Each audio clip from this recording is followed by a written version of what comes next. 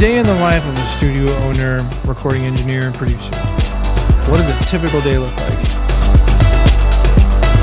There isn't one.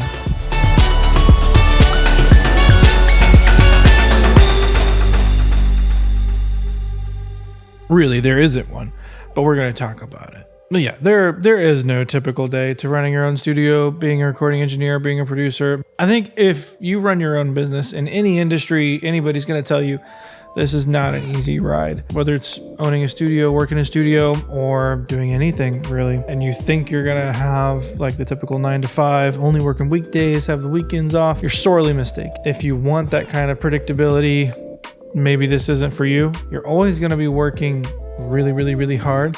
Yes, you make your own hours. Yes, you could take as much time off as you want. Time off is food off your table. So keep that in mind. There is no one typical day. And I think I'm going to talk about a few things here, and each one of these things could really have their own video, all their own. So if any one of these sparks something you want to hear more about it, let me know down in the comments. Oh, by the way, while we're here, go ahead and hit like. That helps the algorithm like me a little. I'm new here. There really is no one typical day. Each day is so vastly different, but honestly, that's what I like about this job.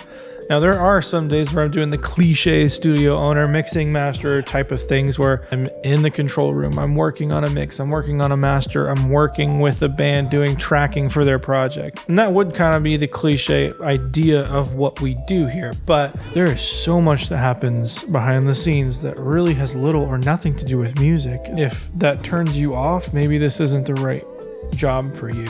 I think first off, a lot of what this is sales. And sales kind of has a bad connotation to it because immediately where do you go to the used car salesman who's just going to annoy the crap out of you. Really, owning a studio, you're selling a service. So how do you present yourself and your studio in a way that people want to buy it while still remaining genuine? That's not a question I can answer for you. That's a question you have to answer for yourself. It kind of comes down to how do you present yourself and your space and your services and your work in a way that people want to buy it and how it differentiates from everybody else around you.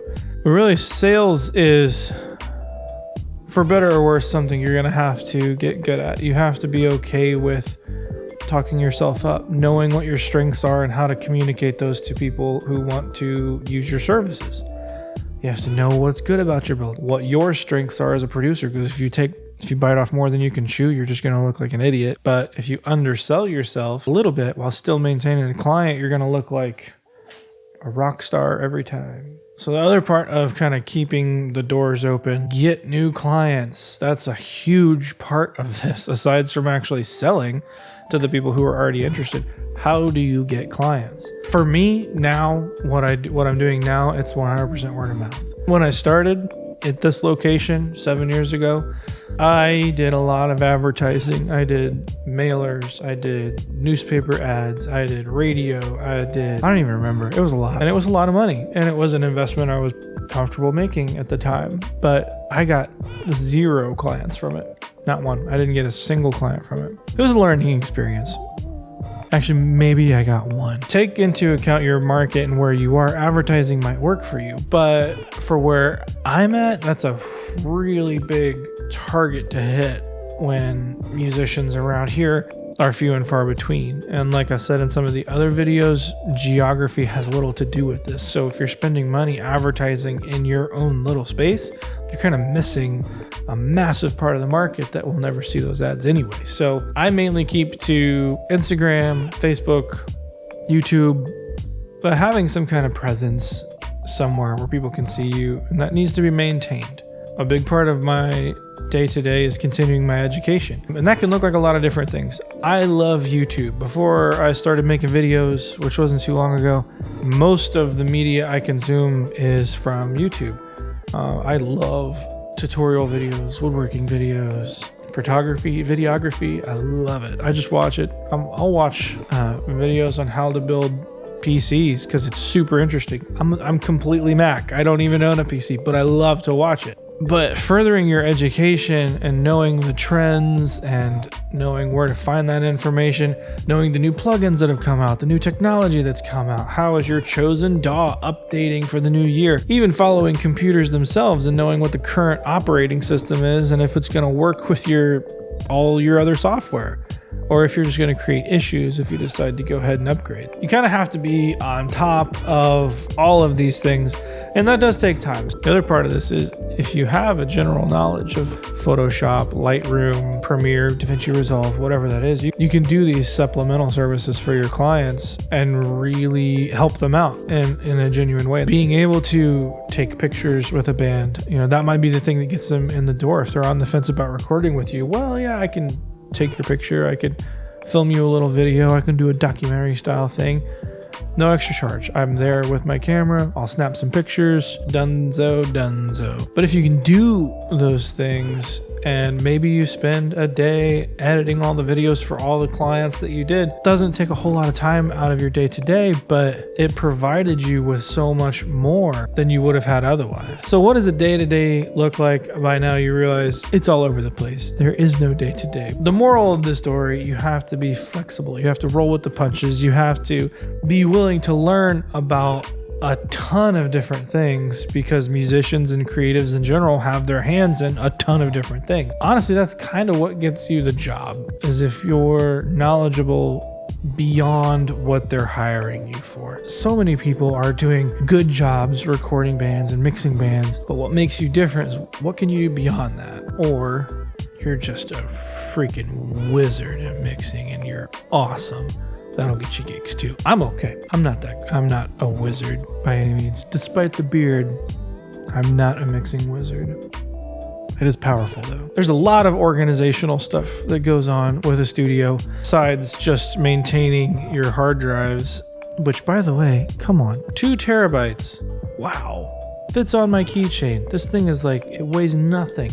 2 terabytes, $200. Storage is so cheap now, and it's fast. Anyway, organizational stuff. You gotta, not only do you have to know how to organize the files that you're doing on a client-to-client basis and not lose them. If you lose files, you are burning the money that came through your door, burning it. So you have to organize those files in a way that they are safe. And if your building burns down, if your backpack gets robbed when you leave the studio, you have another copy somewhere else. So your future is secure and your client's files are safe. Any given point, I have 3 copies of all of my files saved in a lot of different locations. Besides being organizationally minded in that way with your files, and from a digital standpoint, you have to know how to organize your invoicing, your who owes you money, who doesn't, what's coming down the pike as far as the calendar goes. Is there any maintenance that I have to keep track of and fix before people walk in the door? There's all these things that you're doing, and a lot of it is not behind the desk. So there is no day to day. There is no predictable day in this life. That was deep. In the life of a recording engineer or studio owner, there is no predictable day. But if I'm being totally honest, that's what I love about it. That's what I like about this. And if that sounds appealing to you, and working for yourself, knowing this is going to be hard work, it's very, very hard. You're probably never going to get famous. No one's going to know you because of this. There's very little positive reinforcement that comes along with this, because let's be honest, you can describe what you do to family members and you can describe what you do to your friends, but the amount of work and stuff that goes into this, and the feeling you get from taking kind of a client from just a glimmer of an idea to a project that they love. And it might not be the best project in the world, but it's the best project that they could possibly put forward. That feeling it's really good. It's a really good feeling. And you're doing something that means a lot to that person, and you're doing something that you can be proud of. You don't really need to be famous. You don't really need that. All that to say, you're not going to get the kind of positive feedback all the time just because nobody really knows what we do.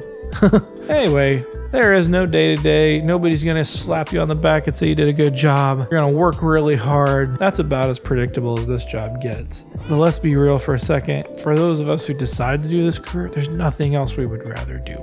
I hope that helps a little bit. There is no day-to-day. So any one of these aspects I could talk on for a whole video in and of itself. How do I use photography and video to kind of boost what I do around here? How do I continue my education? Getting deeper into kind of the sales aspects, or like I said, file management.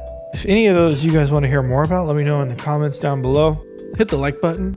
Make that little button turn blue. YouTube loves when you turn that button blue, so turn that button blue. If you like what we're doing and you want to be notified every time I make a video, hit that subscribe button and then go over and ring that boo bell. Anyway, guys, Resident Loser Jeremy here. I'll see you on the next one. Take it easy.